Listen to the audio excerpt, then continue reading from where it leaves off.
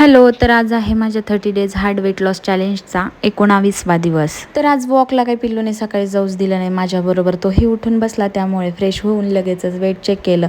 तर टोटल माझं 18 दिवसांमध्ये 6.5 किलो वजन कमी झालं आहे. तर सकाळी सकाळी लिंबू पाणी घेतलं, नंतर 1 कप ग्रीन टी घेतली आणि दुपारी पण 1 कप ग्रीन टी घेतली.